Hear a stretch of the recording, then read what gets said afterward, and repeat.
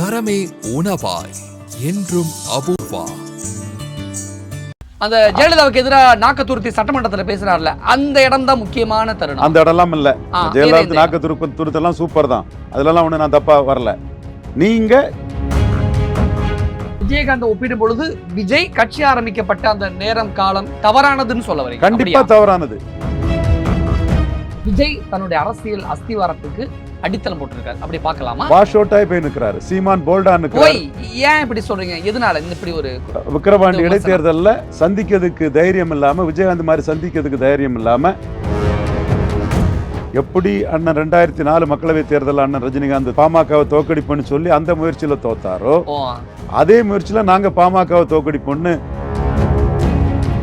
வரையர் சமூக வாக்குகள் பாமகவை தோக்கடிக்கணும்னு வெறிகொண்டு நின்ன அளவுக்கு திமுகவை தோக்கடிக்க வந்திருக்க மாட்டாங்க. இது அதாவது அந்த இளையபெருமாள் காலத்திலே குடிசையை கொளுத்திட்டாங்கிற ஒரு எண்ணம் கொளுத்தினது யாரு?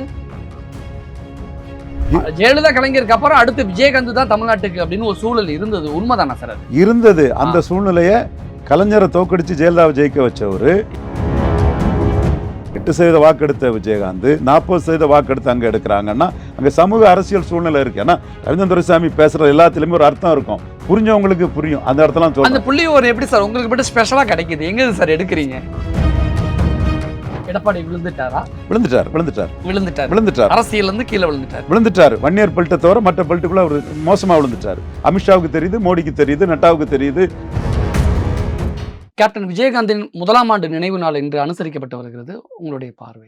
அண்ணன் ரஜினிகாந்த் அவர்கள் டாக்டர் ராமதாஸுக்கு எதிராக போர்க்கொடி தூக்கி ராங் ஸ்ட்ராட்டஜியில், எவ்வளோ பெரிய கலைஞர்னாலும் ராங் ஸ்ட்ராட்டஜின்னா அது எடுபடாது.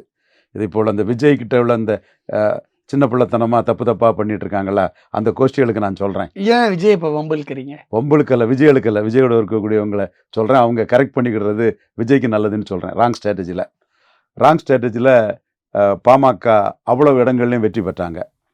அப்போது டாக்டர் ராமதாஸ் என்ன சொன்னாருன்னா, ஊதி பெருக்க விட்ட பலூனில் ஊசி வச்சு குத்தி ரஜினியை ஒன்றும் இல்லைன்னு ஆக்கிட்டேன்னு சொன்னார். யாரு? டாக்டர் ராமதாஸ். அந்த பலூனை ஊதுனது யாருன்னு ஒரு கேள்வி இருக்கும், ஊசி வச்சு குத்துனது யாருன்னு இன்னொரு கேள்வி இருக்கும். அதாவது 96 மிகப்பெரிய வெற்றியை பெற்று அந்த மாற்றத்துக்கே காரணம்ங்கிற சொன்ன அண்ணன் ரஜினிகாந்த் பாமகவை டிவைட் அண்ட் ரூல் பண்ணாமல் நாம் டிவைட் அண்ட் ரூல் பண்ண சொன்னோம். பாமக மட்டும் ஏற்றிருப்பாருன்னா திமுக ஓட்டு பாமக விழுந்திருக்காரு, மதிமுக ஓட்டு விழுந்திருக்காது, காங்கிரஸ் ஓட்டு விழுந்திருக்காது, கம்யூனிஸ்ட் ஓட்டு விழுந்திருக்காது. இந்த ஸ்ட்ராட்டஜியை நம்ம எடுக்க சொன்னோம். ஒரு சிலர் அண்ணனை குழப்பி வச்சுட்டாங்க. அப்போ அங்கே போயிட்டாருன்னு போது திமுக காரங்க எல்லாமே பாமகவுக்கு ஓட்டை டிரான்ஸ்ஃபர் பண்ணி விட்டுட்டாங்க, திமுக மதிமுக எல்லாருமே.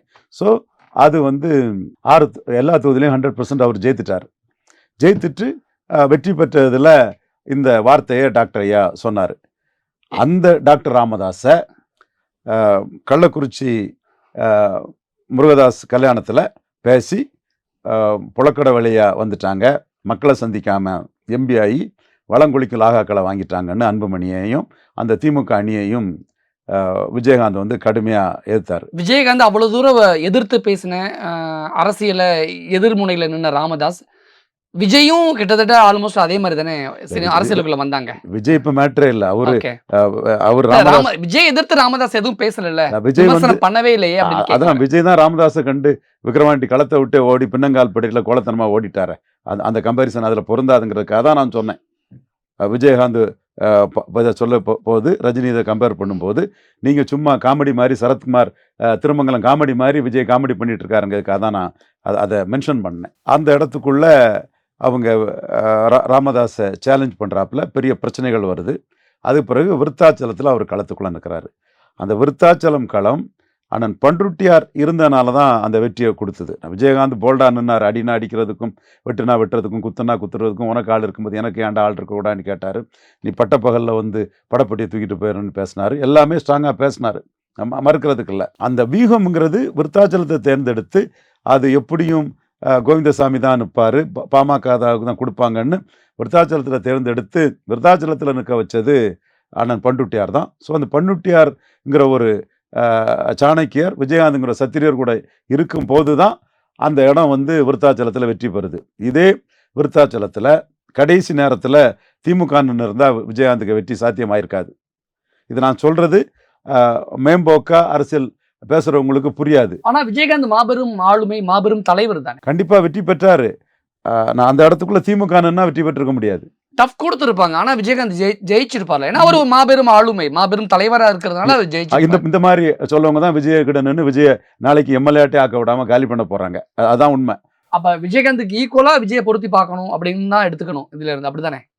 விஜய் இன்னைக்குள்ள மார்க்கெட் பொசிஷன் அன்னைக்கு விஜயகாந்த் மார்க்கெட்டை விட பெரிய லெவல்ல இருக்கு. இன்னைக்கு இருக்கக்கூடிய விஜயோட மார்க்கெட் அன்னைக்கு இருந்த விஜயகாந்துக்கு அதிகமா இருந்ததுன்னு சொல்ல வரீங்க. விஜயகாந்தோட market value, cinema market value பெருசா இருக்குது. விஜய்க்கு இருக்குது. ஆனா சினிமா மார்க்கெட்டு ஒன்றும் மக்கள் ஓட்ட முடிவு பண்ணாது. ஓ, கமல்ஹாசனுக்கு மார்க்கெட் அதிகம் தான் விஜயகாந்தோட. ஆனா அவரு விஜயகாந்த் ஓட்டோட பாதி தான் வந்தார். விஜயகாந்த் அந்த இடத்துக்குள்ள வந்தாருன்னா அவருக்கு துணிச்சல் காரணம், விருத்தாச்சலம் தொகுதியை ஐடென்டிஃபை கொடுத்த பன்னூட்டி ராமச்சந்திரன் காரணம். அங்க வந்து திமுக நின்று இருந்தா விஜயகாந்த் வெற்றி பெறுவது கேள்விக்குறி ஆயிருக்குங்கிறது இன்னைக்கு நம்ம சொல்ல வேண்டிய அவசியம் இல்லை. நின்னாரு, ஜெயித்தாரு, சிங்கத்தம் கோயிலை சந்திச்சாரு, வெற்றியை பெற்றாரு. அதுதான் அங்க மேட்ரு. ஆனா நான் என்ன இதை சொல்றோம்னா, அரசியல்ல பல நுணுக்கங்கள் இருக்குது. அன்னைக்கே திருமாவளவனை ஜெயலலிதா அம்மையார் கூட்டணியில் சேர்த்து 12 தொகுதிகளில் பாட்டாளி மக்கள் கட்சியை தோக்கடிச்சாங்க. ஆனால் திருமாவளவனுக்கு பரையர் சமூக ஓட்டு திமுகவை தோக்கடிக்க முடியல அன்னைக்கு. ஏன்னா திமுகவை பொறுத்தவரையில் அந்த ஓட்டு வந்து திமுகவுக்கு எதிராக போகாது, பாமகவுக்கு எதிராக தான் அந்த ஓட்டு போகும். அதனால பாமக நின்றனால தான் பரையர் சமூகம் வந்து கம்ப்ளீட்டாக விஜயகாந்த் பின்னாடி கன்சால்டேட் ஆச்சு. இது மு.க. ஸ்டாலினுக்கு இந்த நுணுக்கம் தெரியும், எடப்பாடி ஐயாவுக்கு தெரியும், சீமானை அதில் தெள்ள தெளிவாக உணர்றாரு.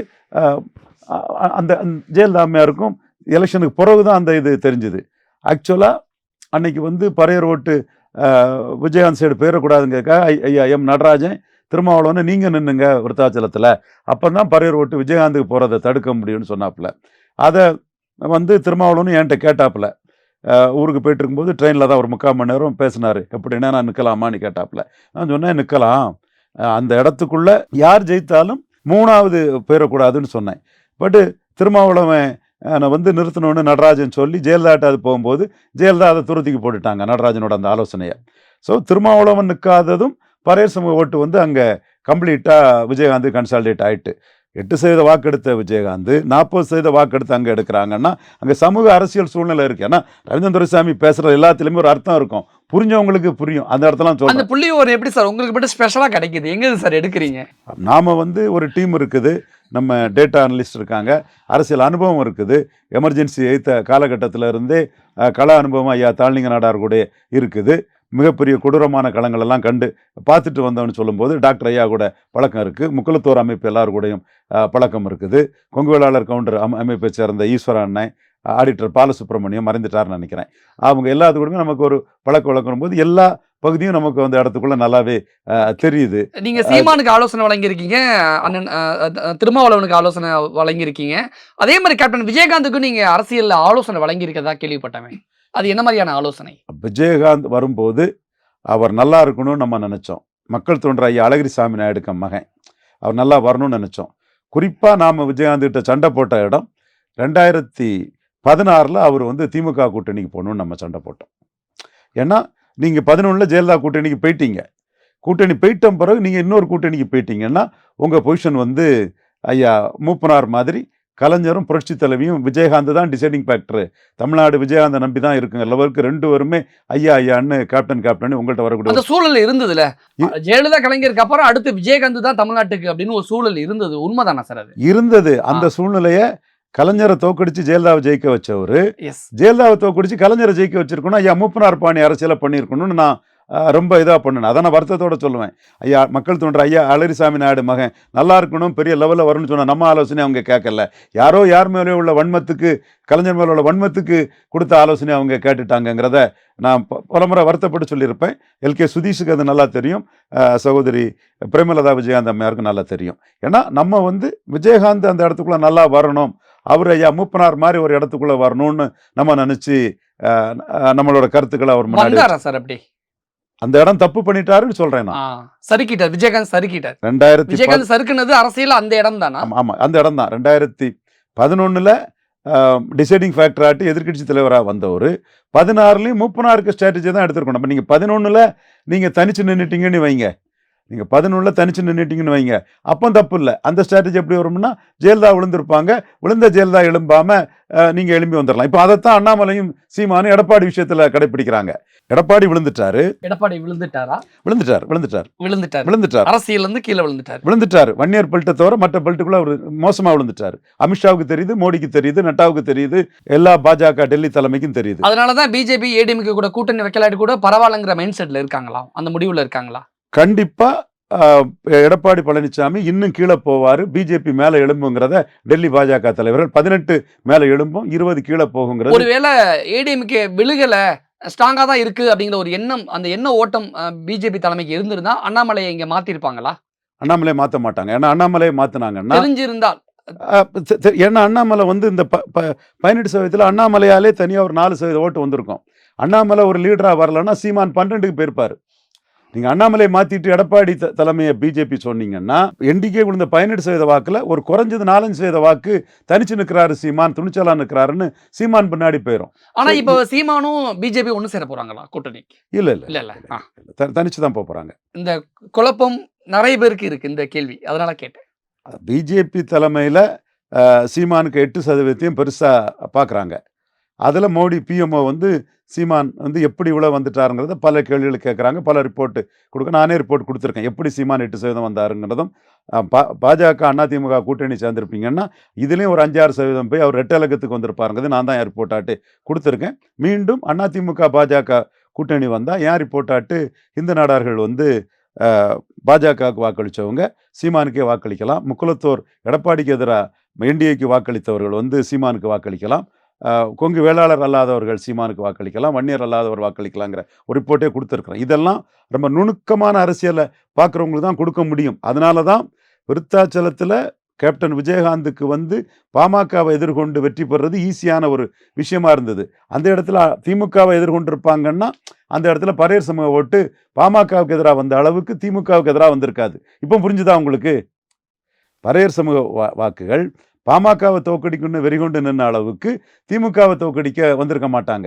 இது சார், அதாவது வந்து அந்த இளையபெருமாள் காலத்திலே வந்து குடிசையை கொளுத்திட்டாங்கிற ஒரு எண்ணம் வந்து கொளுத்துனது யாரு? வன்னியர் சங்கத்துல இருந்து தான் குற்றச்சாட்டப்பட்டாங்க. நமக்கு தெரியாம சொல்ல, வன்னியர் சங்கத்தை சார்ந்தவங்க கொளுத்திட்டாங்கன்னு இளையபெருமாள் வந்து குற்றம் சாட்டினார். விடுதலை 2 படத்துல காட்டின மாதிரி அந்த குடிசை.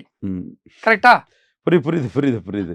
நாம இதுக்குள்ள சமூகங்களுக்குள்ள ஒற்றுமை வரணும்னு நினைக்கக்கூடியவன். அதனால நம்ம அதை வன்னியரும் பரையரும் ஒற்றுமையா இருக்கணும், தேவரும் தேவேந்திரம் ஒற்றுமையா இருக்கணும்னு மனசார நினைக்கக்கூடியவன், மனப்பூர்வமா நினைக்கக்கூடியவன். அதுதான் அவங்களுக்கு நல்லது, அந்த பகுதி வளர்ச்சிக்கு நல்லது, சட்டம் ஒழுங்குக்கு நல்லது, அந்த சமூகங்கள் வளர்ச்சிக்கு நல்லது, அந்த பகுதியில் இருக்கக்கூடிய நாடார் யாதவர் போன்ற பிற சமூகங்கள் வளர்ச்சிக்கும் நல்லதுங்கிற எண்ணம் கொண்டவன். ஒரு குறிப்பிட்ட அந்த பார்ட்டி அன்னைக்கு குடிசையை கொளுத்த போய் அன்னைக்கு பற்ற வைத்த நெருப்பு இன்னைக்கு அவங்களுக்கு எதிராகவே எரிஞ்சுக்கிட்டு இருக்கு அப்படின்னு புரிஞ்சுக்கலாமா?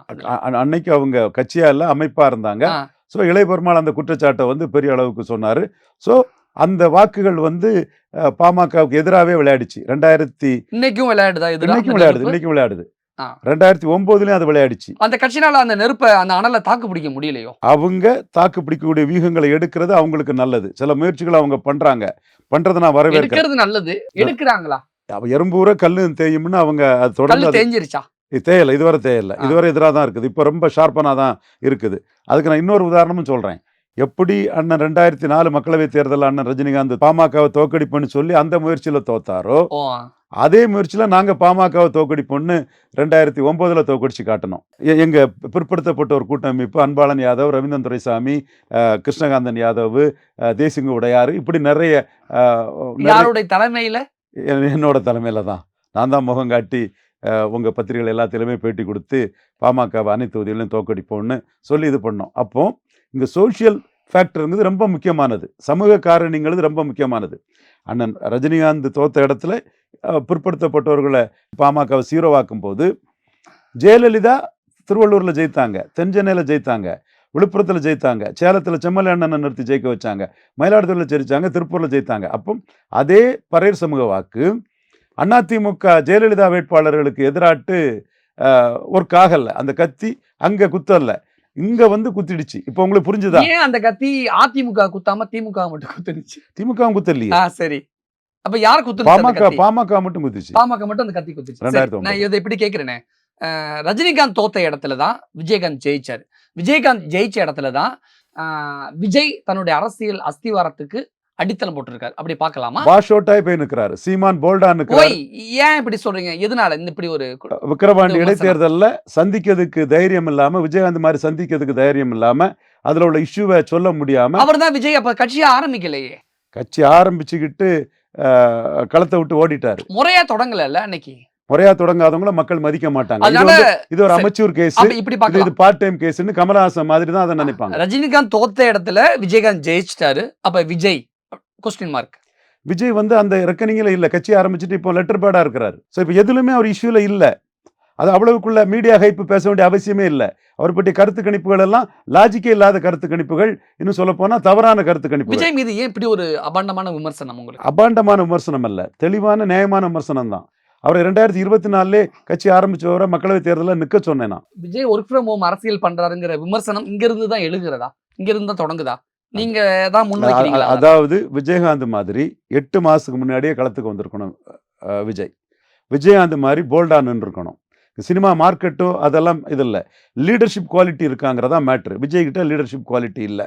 ஏன் இப்படி ஒரு குற்றச்சாட்டு? கட்சியை வந்து ஒரு பப்ளிசிட்டிக்காக ஆரம்பிச்சு வச்சுக்கிட்டு தேர்தல் களத்துக்குள்ள வராம லெட்டர் பேடா இருக்கக்கூடாது. கடைசி படம் இருக்கு, முடிச்சுட்டு தான் முறையா உள்ள வரப்போறாருன்னு அவரே ஓப்பனா அறிவிச்சிட்டாரு. மக்கள் அதெல்லாம் மதிக்க மாட்டாங்க. ஓகே, மக்கள் வந்து சரத்குமார் எல்லாம் தூக்கி அடிச்சிருக்கிறாங்க.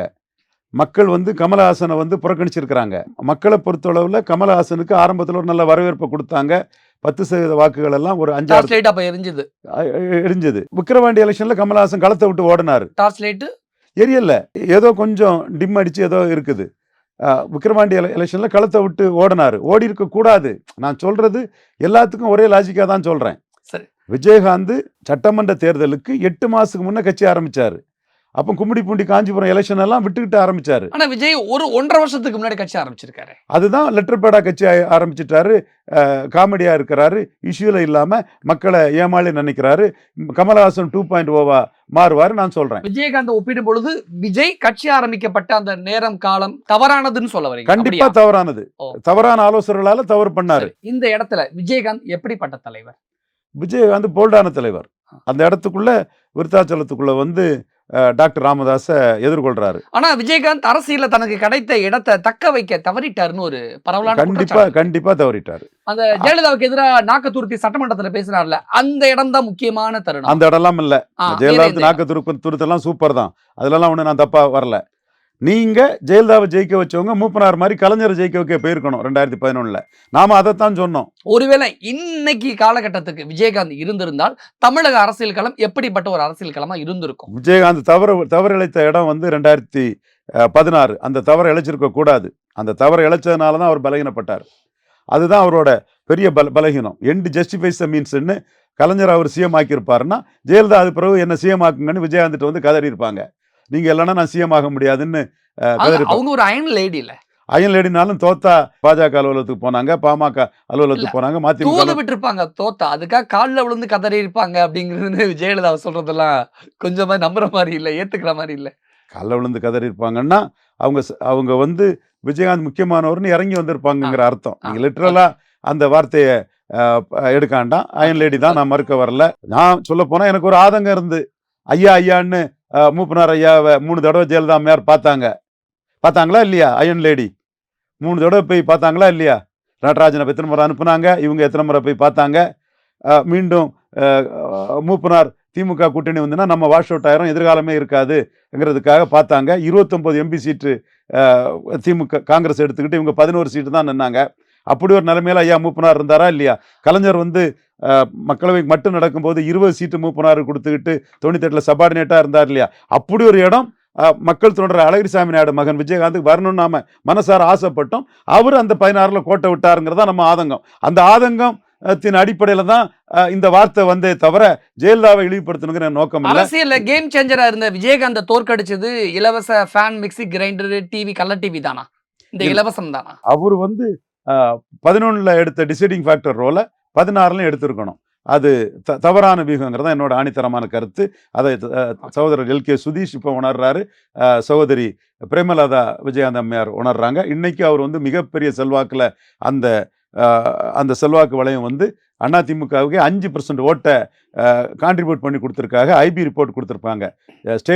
சென்ட்ரல் இன்டெலிஜென்ஸ் ரிப்போர்ட்டே 2.5 தான் பலம்னாலும் கூட பல மடங்கு அதோட அதிக அளவு கான்ட்ரிபியூட் பண்ணியிருக்காங்கன்னு ஐபிஏ ஹோம் மினிஸ்ட்ரிக்கு ரிப்போர்ட் கொடுக்கக்கூடிய அளவுக்கு அவங்க செல்வாக்கு படைச்சவங்கிற காரணம்னா செத்தும் கொடுத்தான் சீதக்காதின்னு விஜயகாந்துக்கு செல்வாக்கு தான் இன்னைக்கு தேமுதிக நிறுத்தி வைக்குது. அதை திறம்பட பிரேமலதா விஜயகாந்த் அம்மையார் கொண்டு போகிறாங்க. திமுக ஆப்ஷனை ஓப்பன் பண்ணிட்டாங்க. என்டிஏ பொறுத்தவரை நாங்கள் ஒரு மினிஸ்டர் ஆஃப் ஸ்டேட் அவங்களுக்கு கொடுக்கலாம். அவங்க 26க்கு முக்கியமானவங்க கருத்தை பாஜக தலைமைக்கு சொல்லியிருக்கோம். அதிமுகவும் மிகப்பெரிய முக்கியத்துவத்தை கொடுத்து அவங்க போராட்டத்தில் ஒரு பெரிய முக்கியத்துவத்தை கொடுத்து அவங்க தேமுதிக மதிக்கிறாங்க. ஸோ தேமுதிக இன்னைக்கு பெரிய ஒரு பார்கெனிங்கை மீண்டும் பெற்றிருக்குதுன்னு சொன்னால் விஜயகாந்துக்கு மக்கள் மீது உள்ள அபிமானம் தான். அந்த அபிமானம் வெற்றிகரமாக அமையதுக்கு என்பவர்கள் மனதார விரும்புகிறோம். கேப்டன் மீது உள்ள பற்றுதலா நிறைய விஷயங்கள் எங்க கூட ஷேர் பண்ணிக்கிட்டீங்க. மிக்க நன்றி. தரமே உணவாய் என்றும் அபூர்வா.